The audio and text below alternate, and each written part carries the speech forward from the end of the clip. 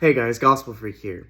I just wanted to quickly make this video. I was gonna make a much longer video, not only talking about my experience at Mass, but also talking about what Protestants can learn from Catholic tradition and liturgy.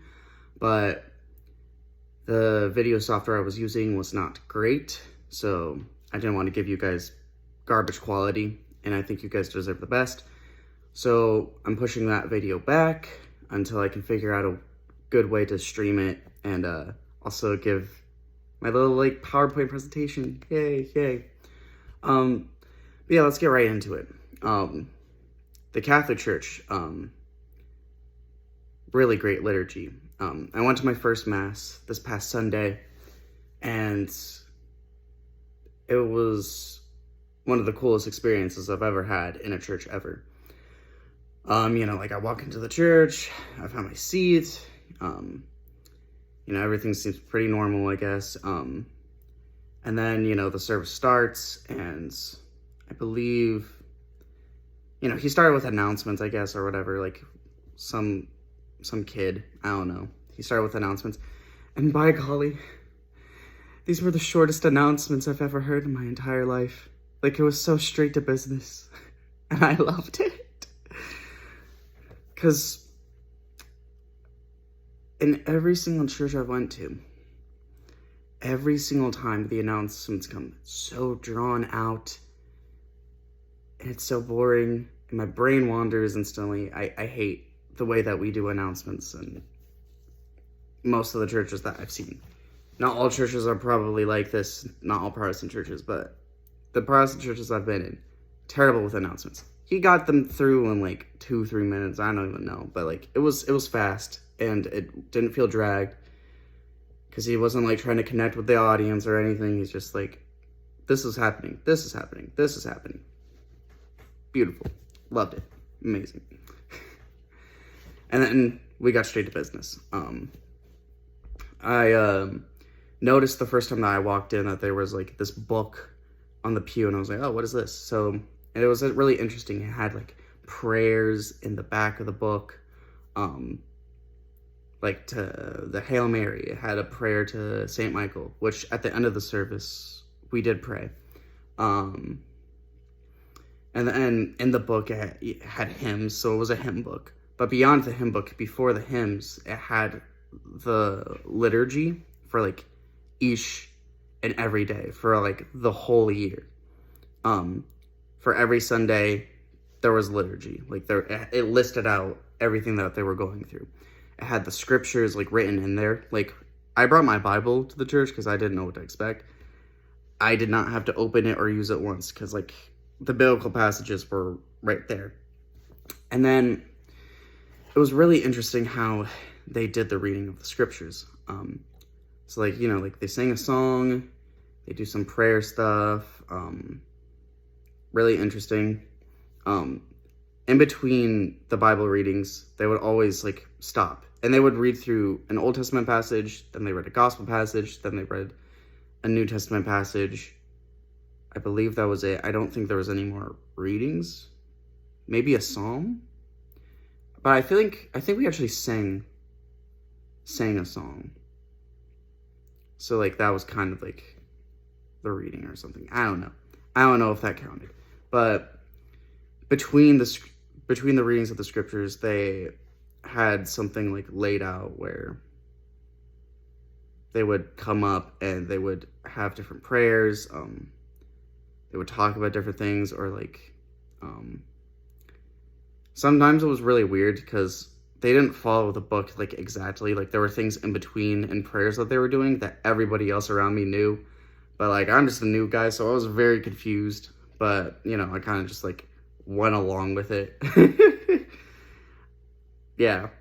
And then they would also pray, sing, chant. It was really weird. And especially the key that they sing it in. It's very dissonant in its nature. So it's very unsettling. So I feel a lot of Protestants who come to a Catholic service would be demonic. It feels weird. But I didn't get that was demonic. It just, from a music perspective, like dissonance, you know. I'm a music minor, so I know a lot of things. Speaking of the music, I absolutely loved that they have a hymn book. And I love that they list out the hymns in the front. And then every single time we were going to sing a hymn, they would say, turn to this hymn number, basically. And I guess I have an advantage since I'm a musician, but I wasn't lost at all the entire time. I was singing along, following along. I've been taught to sight sing too, so I have an advantage. But even if you never had any training in that area, like, you knew what song you were doing, and you can always listen to the person singing who is following the book. Like, they're not going to go off track or off the wall.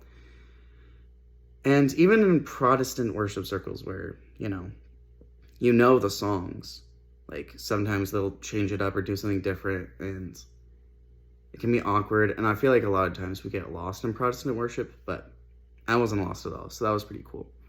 The artwork on the wall is absolutely beautiful, and I love how at the end, like on the wall, there's like a picture of Christ on the cross. I think there's Mary too, and I guess Saint John. So they had Saint Mary and Saint John like there at the cross because they were there. Also, this blonde haired lady, I don't know who she is or why they portrayed her as a blondie, but I mean, whatever. And then they had the Eucharist table, obviously, at the forefront. So yeah, and then after, reading through all the scriptures and everything, finally the priest came up, and he preached. It was actually really interesting. Like, he talked through each and every one of these scriptures. He talked through them sufficiently and effectively in like 5 to 10 minutes. I can't imagine it being longer than 5 minutes because the service started at 8:15 and it ended around 9 o'clock. So like, they were very much like very efficient with it.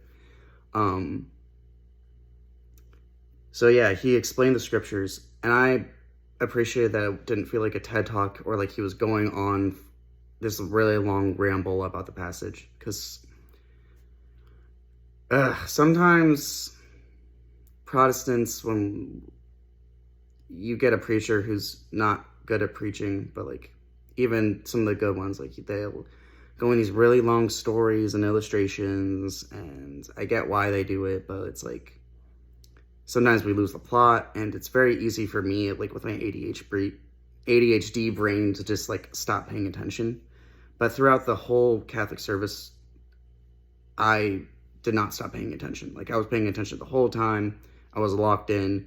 It was not boring whatsoever. Very interesting. Also, I saw that in the booths, they had like these like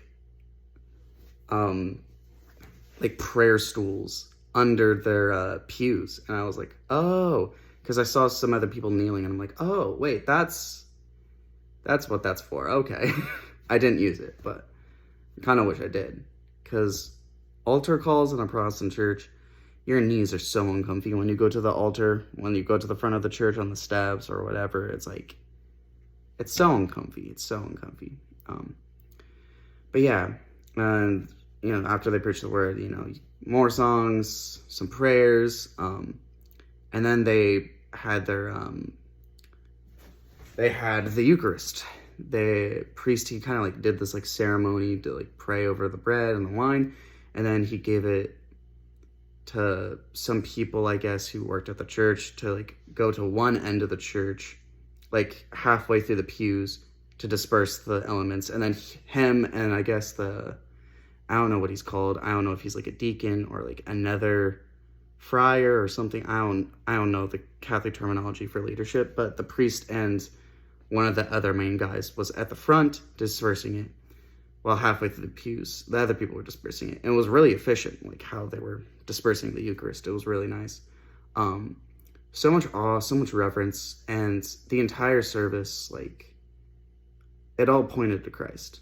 And it was so beautiful and wonderful, and I felt the Holy Spirit so strong in the service itself. I was ashamed that after the Eucharist, everything kind of ended, well, not exactly. The priest and the friar guy, they were praying blessings over the people, and then people left.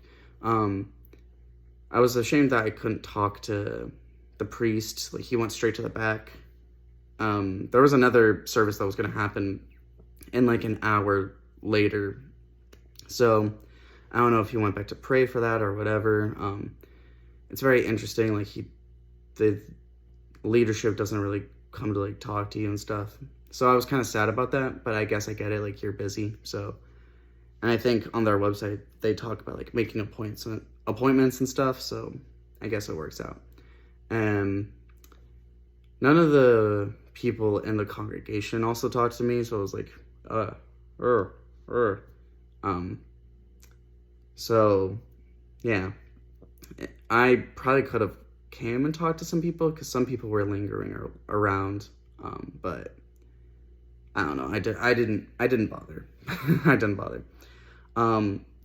Apparently, I didn't know this. Typically, people take classes so that they understand like the liturgy and like the prayers and stuff, which I guess makes sense, because I had no idea what to do at like certain moments when they're praying. It was kind of confusing in some parts of the service when it wasn't exactly in line with the book. But overall, the Catholic liturgy is so beautiful. And I encourage any Protestant to at least visit a Catholic service once. Like, I really would like to go again. Hopefully with a friend who is Catholic. I don't have a lot of those in my circles, but I would love to go to a service with someone who's Catholic so that they can like guide me through some things and talk me through some things, and help me learn certain prayers or certain ways that the service can go, because they all had like different phrases and stuff, and I tried to follow along, but like I was like, I don't know this, I can't really follow along. I followed better with the hymns than that. So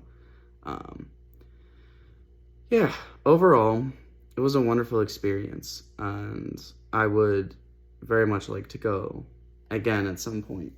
And I also think that Catholics, they hit the mark with their liturgy. They hit the mark with their Sunday service. And I think Protestants, if we're going to be a valid tradition in the future, then Protestants, we need to change things. We need to become more Catholic, because otherwise I think people are going to get really tired of